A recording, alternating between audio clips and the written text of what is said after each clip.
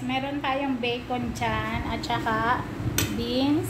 Mag-invento tayo ng ulam, guys.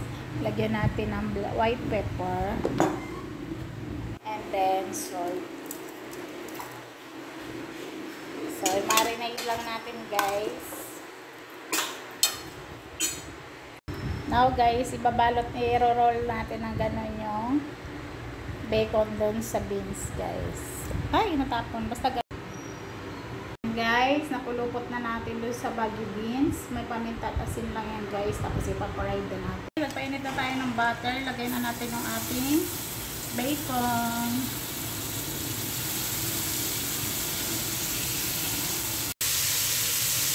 Guys, luto tayo ng bacon, guys. Niroll natin, guys, sa baggy beans. Nilagyan natin lang ng salt and pepper. Tapos fried natin dito sa butter.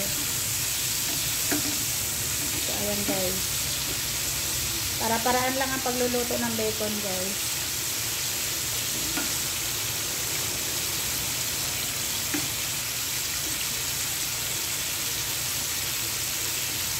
Para iba naman, guys.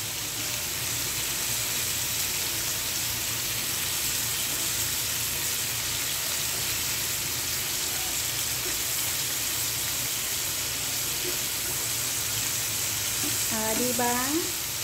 Nilagyan ko lang ng ano, guys. Stick yan ng barbecue, kaya lang hinati-hati ito. Para hindi siya magbuka-buka.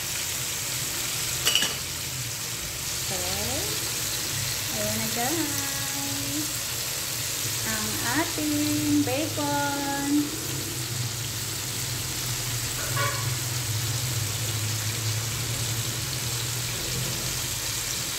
So, ayun lang, guys. Enjoy lang siya, everyone. Thank you for watching. Bye-bye.